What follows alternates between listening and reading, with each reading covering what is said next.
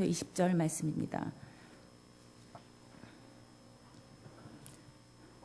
삼손이 심히 목이 말라 여호와께 부르짖어 이르되 주께서 종의 손을 통하여 이 큰 구원을 베푸셨사오나 내가 이제 목말라 죽어서 할례받지 못한 자들의 손에 떨어지겠나이다 하니 하나님이 레이에서 한 우묵한 곳을 터뜨리시니 거기서 물이 솟아나오는지라 삼손이 그것을 마시고 정신이 회복되어 수생하니 그러므로 그 샘 이름을 에낙고레라 불렀으며 그 샘이 오늘까지 레이에 있더라. 블레셋 사람의 때에 삼손이 이스라엘의 사사로 20년 동안 지냈더라. 아멘.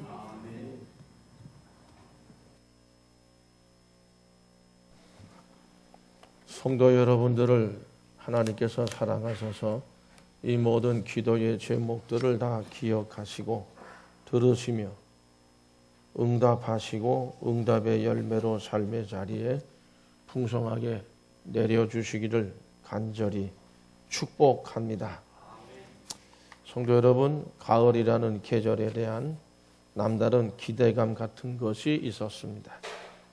근데 벌써 10월 26일이 지나가는구나 라고 하는 생각이 이젠 겨울을 준비해야 하는 시간의 흐름에 대한 조급한 마음으로 인해서 좀 안타깝다고 하는 생각이 듭니다. 우리를 사랑하시는 주님의 돌보심의 손길이 우리와 특히 사건 사고가 많았던 우리나라와 민족 위에 함께 계시고 성도 여러분들과 가정과 온 가족들의 건강을 지켜주시고 평안케 해주시기를 주님의 이름으로 기원합니다. 오늘 본문 말씀은 사사 삼손에 대한 이야기입니다. 삼손이 오늘 말씀 보면 이제 그 앞에 이야기가 이 블레셋 여인하고 결혼을 해서 아내를 삼았는데 이 여인이 그러니까 장인이 되는 사람이죠. 빼돌려 가지고 다른 사람에게 줘버렸어요.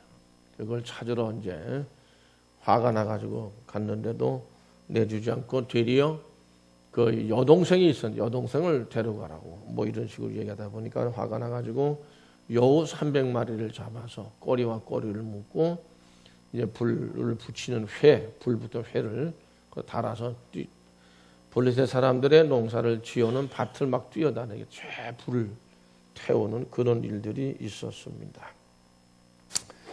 그 당시에는 거의 군사력으로 비교하면 블레셋 사람들이 더 강했습니다.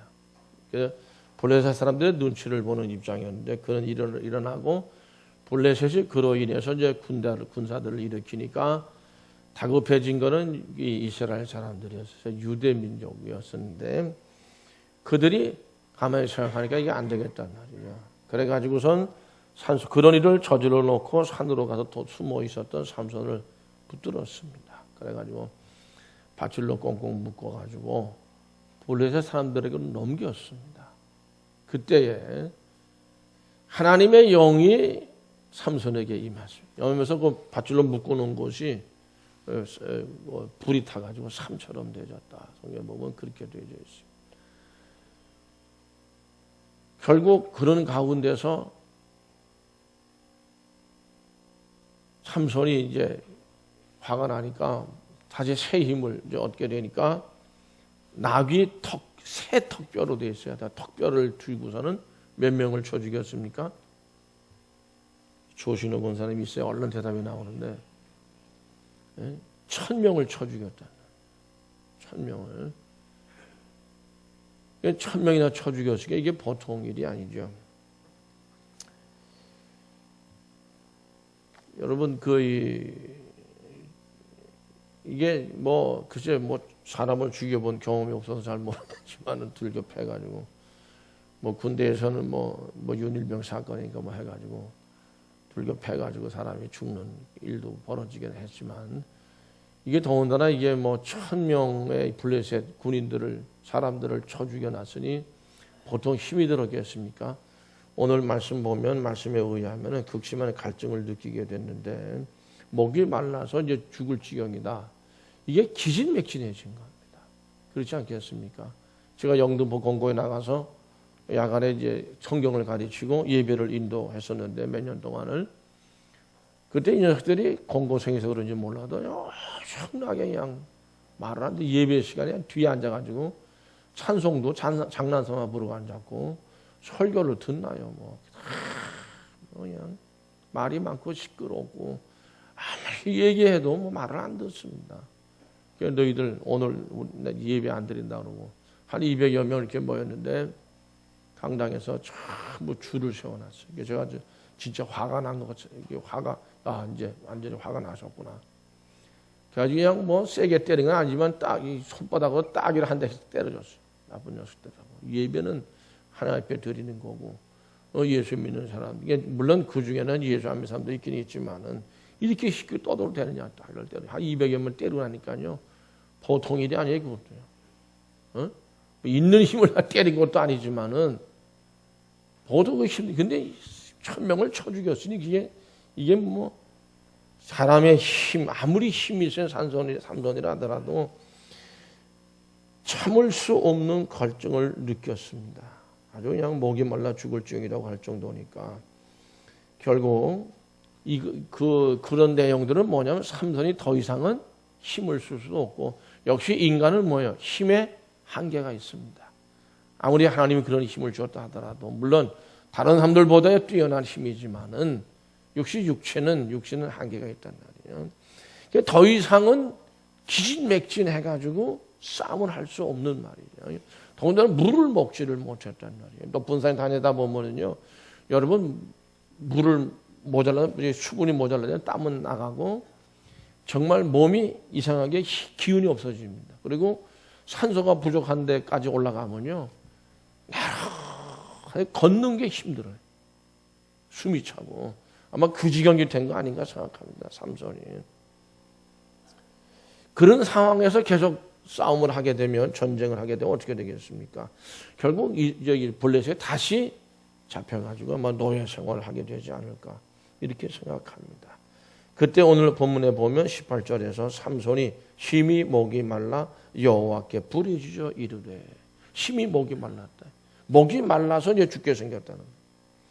주께서 종의 손을 통하여 이 큰 구원을 베푸셨사오나 1000명을 쳐 죽일 정도로 구원을 베풀어 주셨는데 내가 이제 목말라 죽어서 할례 받지 못한 자들의 손에 떨어지겠나이다.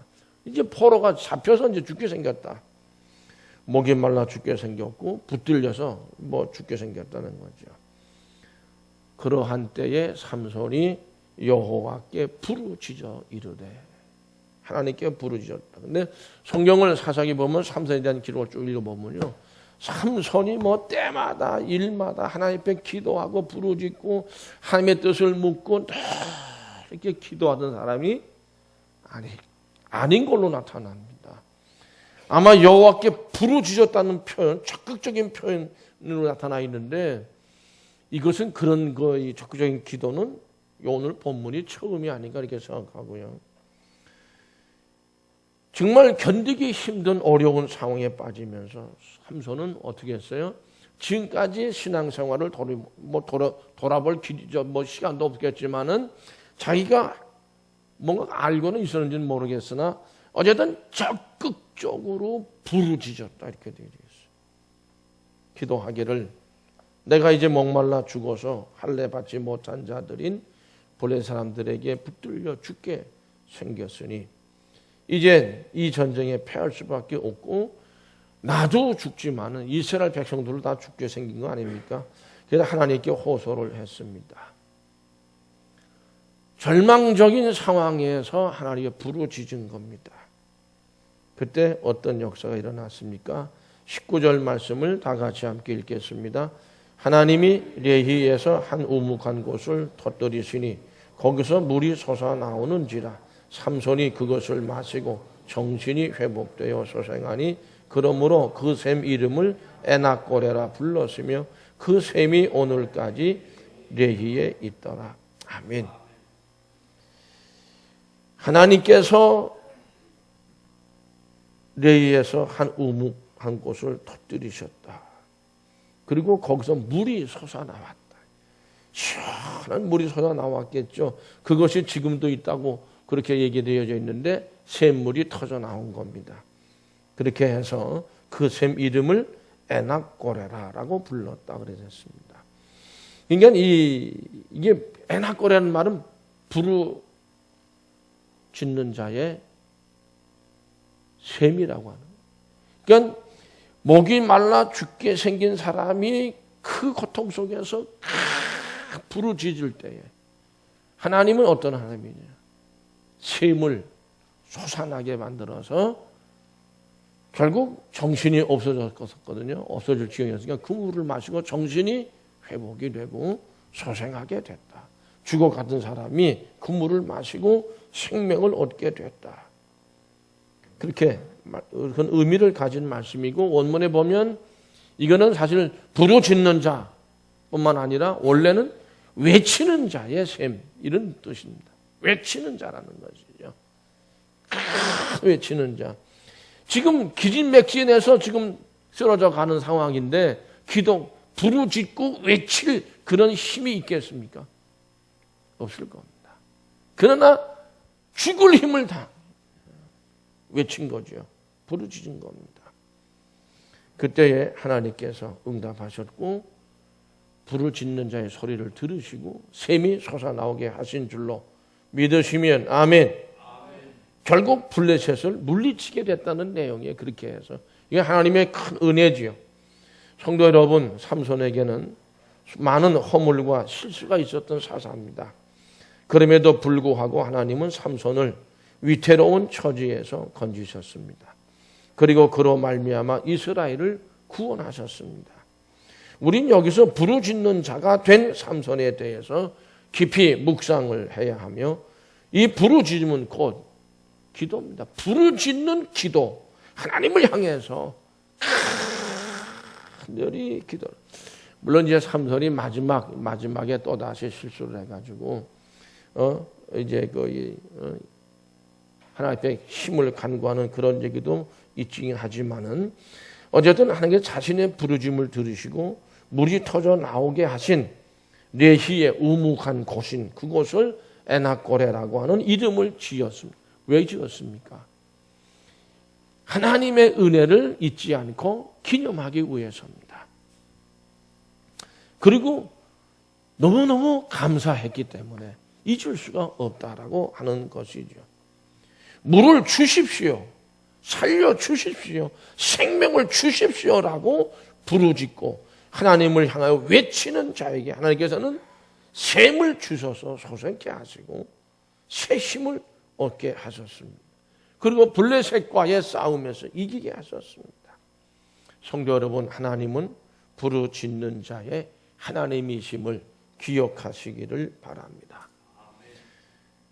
타는 목마름으로 하나님을 향하여 외치는 자의 하나님이심을 꼭 믿으시고 믿음판에 새기시기를 축복합니다. 성도 여러분, 아브라함의 가정에 얽힌 이야기로 하갈의 이야기를 기억하십니까? 사라가 자신에게 자녀의 축복이 없음을 깨닫고 아브라함의 가정에 대를 잇게 하기 위해서 자신의 종이었죠. 애굽 여인이었습니다. 하갈을 아브라함에게 줍니다. 그 일로 하갈이 잉태하게 되고 하갈은 자신이 잉태한 아이로 인해서 이제 상당히 교만해지죠. 사라를 멸시하고 그렇게 됩니다. 그리고 이제 아들을 낳았을 때 이제 이스마엘이라는 이름을 짓죠. 그리고 나서 또 역시 하갈을 멸시하고 무시하고 그랬습니다. 그러니까 아브라함의 가정에 불화가 일어났어요.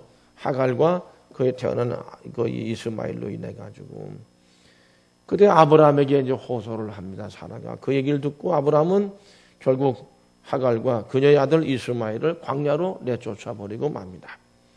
창세기 21장 14절에서 20절까지의 말씀을 다 같이 읽겠습니다. 아브라함이 아침에 일찍 일어나 떡과 물 한 가죽 부대를 가져다가 하갈의 어깨에 메워주고 그 아이를 데리고 가게 하니 하갈이 나가서 부엘세바 광야에서 방황하더니 가죽 부대에 물이 떨어진지라 그 자식을 관목 덤불 아래에 두고 이르되 아이가 죽는 것을 참아보지 못하겠다 하고 화살 한바탕 거리 떨어져 마주 앉아 바라보며 소리내어 우니 하나님이 그 어린 아이의 소리를 들으셨으므로 하나님의 사자가 하늘에서부터 하갈을 불러 이르시되 하갈아 무슨 일이냐 두려워하지 말라. 하나님이 저기 있는 아이의 소리를 들으셨나니 일어나 아이를 일으켜 네 손으로 붙들라. 그가 큰 민족을 이루게 하리라 하시니라. 하나님이 하갈의 눈을 밝히셨으므로 샘물을 보고 가서 가죽 부대에 물을 채워다가 그 아이에게 마시게 하였더라.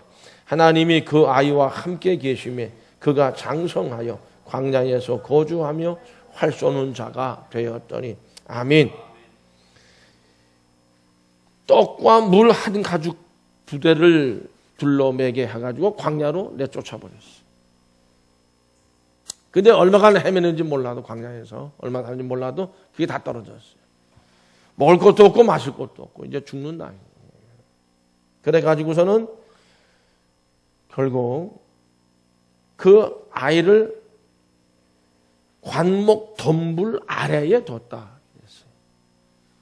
그리고 자기는 어떻게 하죠? 아이가 죽은 참아 보지 못하게. 아마 아이가 이스마엘이 기진맥진한 것 같아요. 거기서도. 그 저기 이제 화살을 팍 쐈을 때에 어쨌든 먼 거리 떨어져 있는 뭐 그런 거리를 띄워놓고 거기 가서 자기는 앉아서 마주보고 있는 게 지금이요. 그리고 웁니다. 소리 내어 울었다 그랬어요. 마주 앉아 바라보면 소리 내어 울었다 그랬어요. 하나님께서 그 어린아이의 소리를 들으셨으므로 이스마엘의 소리를 들으셨고 하갈의 소리를 불러. 그래서 하갈을 보고 무술이냐 두려워하지 말라. 하나님이 저기 있는 아이의 소리를 들으셨나니 하면서 이제 왜 먼 거리에다가 아이를 뭐 자기가 갔는지 뭐 그건 잘 모르겠어요. 어쨌든 관목 덤불 아래다 두고 자기는 막 떨어져서 마주보고 그게 무슨 의미겠어요? 저는 이렇게 생각합니다. 그 까닭은 뭐냐면 이젠 이 아들은 내 아들이 아니다. 내 아들이 아니야. 하나님께 맡기는 수밖에 없다. 죽든 살든 어쨌든 자기 자신은 마찬가지죠. 이제는 아들 의지하고 살려고 했는지는 모르겠지만 어쨌든 나도 이제는 뭐 어쨌든 나나 아들이나 어쨌든 하나님이 맡긴다. 그런 믿음으로 갈라서 있었어요. 그때 하나님께서 그 아이의 소리를 들으시고 18절 보면 일어나 아이를 일으켜 하갈 앉아있는 하갈 보고 일어나라. 가서 아이를 일으켜가지고 네 손으로 붙들라. 저는 이 말씀을 이렇게 봅니다. 하나님께서 그래 내가 맡아주마. 네가 나한테 그 아들을 줬으니까 내가 이제 이 아들을 너한테 주겠다. 일어나 그를 붙들어라. 이젠 그래 나한테 준 아들 이제 네 아들이다. 하나님에게 내어 맡길 때 하나님이 맡아주시는 줄로 믿습니다. 내가 그 아들을 붙들려고 할 때는 이게 어려워지는 거예요. 그렇게 해서 하나님께서 거기다가 뭐까지 축복의 약속의 말씀까지 주셨어요.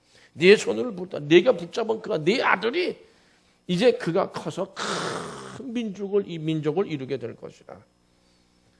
성도 여러분, 그 순간에 하나님이 하갈의 눈을 어떻게 했다고 그랬어요? 밝히심으로. 제 생각에는 그렇게 생각해요. 어딘가 샘물이 가까이 있었어. 근데 아들로 인해서 죽음의 문제, 두려운 문제 이런 걸로 인해서 눈에 그런 게 거기에 집착하다 보니까 눈에 띄지가 않는 거예요. 신앙생활 그렇게 하는 분들 참 많습니다. 보이지가 않아 제대로. 참 믿음이 뭐고 말씀도 안 보이고 기도 생활도 교회 생활도 그러고 뭐야 안 보이는 거예요. 눈이 어두워가지고 그런 것들이. 샘물이 가까이 있었음에도 뭔가 보이지 않았은 거로 보여요. 근데 오늘 말씀 보면 하나님이 19절에 하갈의 눈을 밝히심으로 밝혀주셨어요. 그때서야 샘물이 보인 거예요. 보고 가서 가죽 부대에 물을 채워다가 그 아이에게 마시게 했다. 성도 여러분들의 어떤 믿음의 눈이 정말 밝히 열려지는 역사가 함께 하시기를 축복합니다. 그럴 때에 문제가 해결되어지는, 이미 문제는 해결될 수 있었는데 다른 데 집착하다 보니까 그게 안 보이는 거예요. 신앙생활이 꼭 그와 같은 사람들이 참 많습니다. 분명히 잘 할 수 있는 사람으로 보여지는데 그게 안 되는 사람들이, 그게 눈이 어두워져서 그래요. 그건 어두워졌다기보다는 다른 데 너무 눈이 팔려가지고 그렇게 되는 것이고요. 그리고 20절 말씀 보면 하나님이 그 아이와 함께 계시며 이스마엘과 함께 계셨어요. 그가 장성하여 광야에서 거주하며 활손자가 되었다 그랬습니다. 하나님께서는 물이 떨어져 죽게 된 하갈과 아들 이스마엘의 위태로움에 처한 상황을 아시고 눈을 밝히 열어주셔가지고 샘물을 보게 만들어 주셨어요. 그렇게 가지고 그 가운데서 저들이 결국 삶을 얻고 생명을 얻게 됐습니다. 마주 앉아 바라보며 소리내어 우니 아들의 소리도 울고 엄마의 소리도 울음으로 저는 이렇게 생각해요. 눈물에 부르짖음이었다. 하나님을 향해서 이제는 이제 죽는데 하나님을 향해서 마지막 하나님 어떻게 하시든 하나님의 뜻대로. 그러니까 아들에 대해서도 저는 제가 볼 때는 이 모든 것을 다 내려놓은 거예요. 하갈이.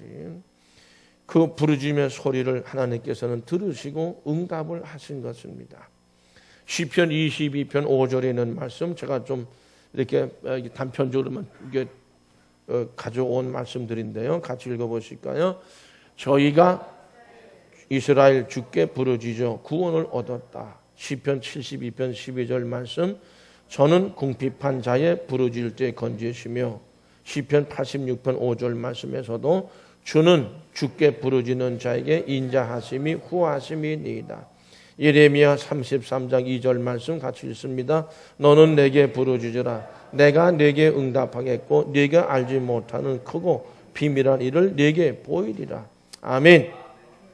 부르짖을 때에 구원을 얻었고 부르짖을 때에 건져주셨고 부르짖는 자에게 인자하심이 후하셨고 부르짖을 때에 응답하셨고 비밀한 일을 보여주신 하나님, 우리가 믿는 하나님입니다. 출애굽기 17장 3절에서 6절까지의 말씀을 다 같이 함께 읽어보실까요? 거기서 백성이 목이 말라 물을 찾으매 모세가 여호와께 부르짖어 이르되 내가 이 백성에게 어떻게 하리까? 그들이 조금 있으면 내게 돌을 던지겠나이다. 내가 호렙산에 있는 그 반석 위 거기서 내 앞에 서리니 너는 그 반석을 치리. 그곳에서 물이 나오리니 백성이 마시리라. 모세가 이스라엘 장로들의 목전에서 그대로 행하니라. 아멘. 이게 무리바라고 하는 곳에서 샘물이 터져 반석에서 물이 터져 나온 사건을 얘기하는데요. 헤매면 광야를 이제 헤매면서 물이 다 떨어졌어요. 먹을 것도 떨어졌겠죠. 그러니까 모세를 돌로 쳐 죽이려고 그랬습니다. 모세를 돌로 쳐 죽이려고 그러니까 모세가 하나님께 어떻게 했다고요? 부르짖었다 그랬어요. 조금 있다가 보면은 저들이 나를 돌로 쳐 죽일 것 같습니다. 나를 돌을 던지겠나이다. 모세가 부르짖었다 그랬어요. 성도 여러분, 그때 아마 제가 볼 땐 그렇습니다.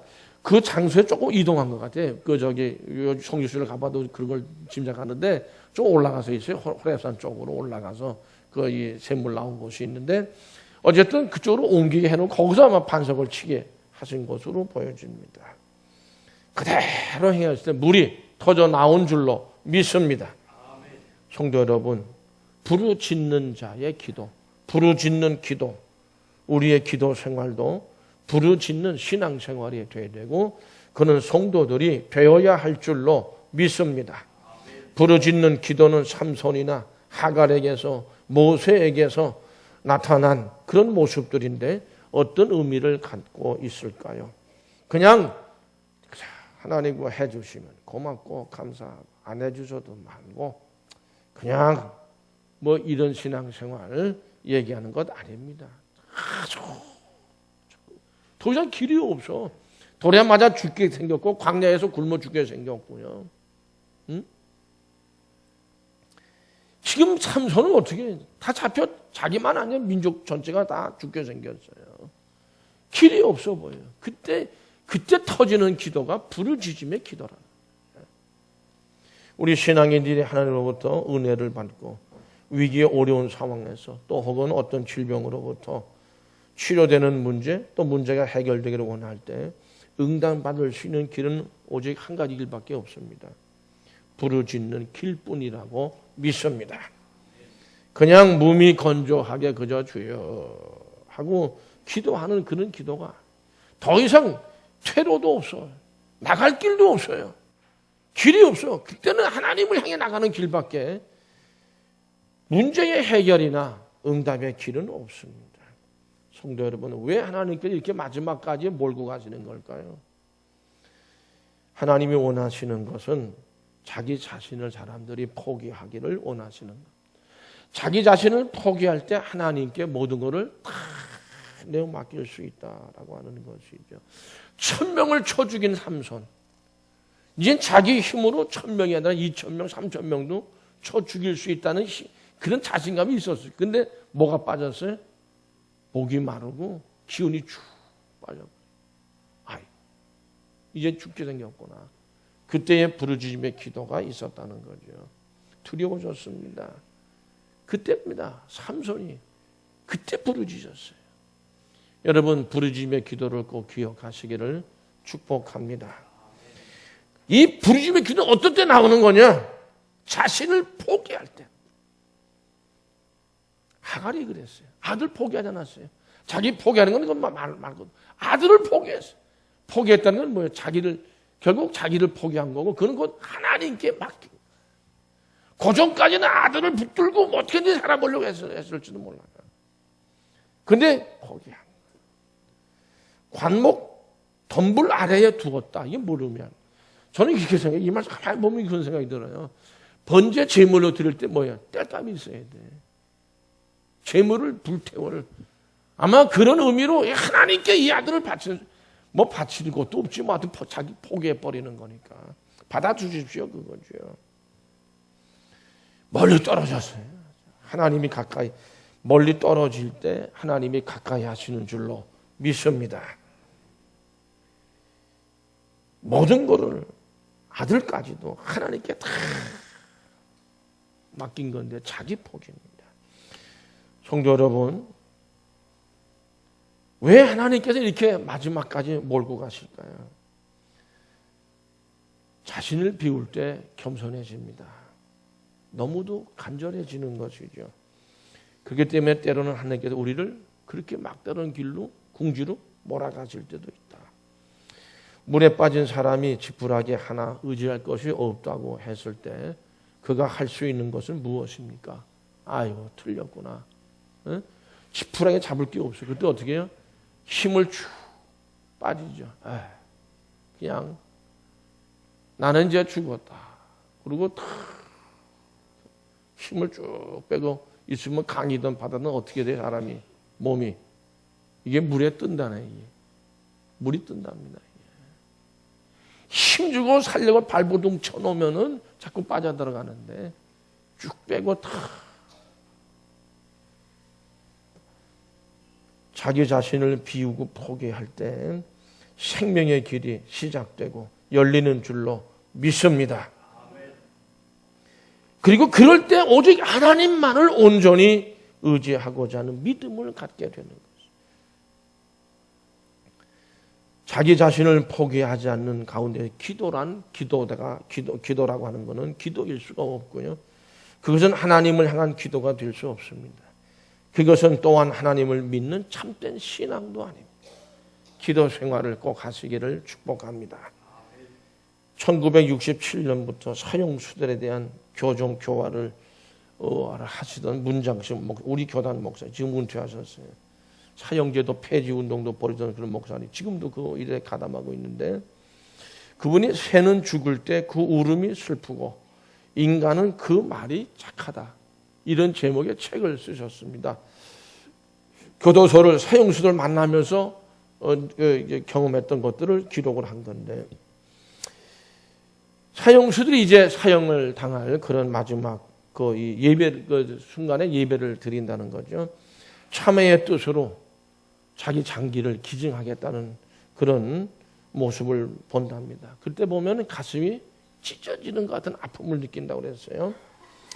지금까지 아마 그분의 기록에 의하면 해방 이후에 한국에서 1000여 건의 사형 집행이 있었다고 하는데, 그 중에는 한 1분이라도 살아있기 위해 몸부림치는 사형수도 있었지만은 대부분의 모든 다른 사형수들은 그렇게 권면하고 예배드리고 그러면서 장기 기증 얘기를 하면 장기를 기증하겠다고 다 내어 맡기고 그리고 세상을 떠났다는 거죠. 그들이 어떻게 그럴 수 있게 편안한 가운데 그렇게 할 수 있었겠느냐. 그분의 얘기는 그렇습니다. 자신을 비우고 자기는 포기를 하니까 모든 것을 다 하나님께 내어 맡길 수 있었다는 겁니다. 자신을 비우고 자신을 포기할 때만 온전하게 하나님께 자신의 영과 생명을 다 내어 맡길 수 있고 하나님만을 의지할 수 있는 것입니다. 절망하고 삶의 의욕을 잃어버린 간암 진단을 받은 환자가 있었습니다. 기도하는 거죠. 하나님 살려달라고. 살려주세요. 고쳐달라고. 기도하는데 기도할수록 나 좀 살아야 되겠으니까 하나님. 기도할수록 점점 절망 속으로 더 빠져들어가는 거예요. 내가 살아야 되겠는데 뭣도 하고 뭐 할 일도 많이 있고 뭐 이런 뭐 생각도 하지 않았겠습니까? 근데 이제 어느 날 기도하면서 더 이상 내가 기도하지 말자. 내가 살기 위해 기도하지 말자. 하나님께 살려주시든 뭐 데려가시든 하나님께 다 맡기자. 다 그런 결심을 하고 이제 자기가 살기 위한 기도는 안 하고 근데 갑자기 평안이 찾아오더라는 거예요. 하나님께 모든 걸 다 맡기니까. 자기가 나는 살아야만 합니다라고 했을 때는 절망적이었었지만 계속 헤어나지 못했지만 자기 자신을 포기하고 하나님께 내어 맡기니까 그 순간에 그는 새 생명의 은총을 받을 수 있었다고 고백하고 있습니다. 그 치유를 받았어요. 성도 여러분, 이런 부르짖음의 그 기도가 우리 온 교회에 넘칠 수 있기를 바랍니다. 거기에 놀라운 하나님의 역사가 일어납니다. 성도 여러분, 우리 교회 성전 건축에 대한 이야기를 할 때마다 제가 느끼는 거는 표정이 그래. 목사님 어떻게 하시려고 그래요? 예? 조금 뭐 절망은 아니더라도 아유, 목사님 왜 자꾸 그러시냐고. 예? 뭐 가지고 하시려고 하세요? 그런 표정 되는 것 같아요. 그러나 우리 자신들의 그런 어떤 뭐 생각이나 모든 것들을 포기하고 하나님의 손을 붙잡고자 할 때 우리 교회 새 성전 건축도 이룰 수가 있을 줄로 믿습니다. 주님께서 내리시는 은총이 성도 여러분들의 가정에 우리 온 교회에 넘치시기를 간절히 축복합니다. 기도하시겠습니다. 우리 아버지 부르짖는 자의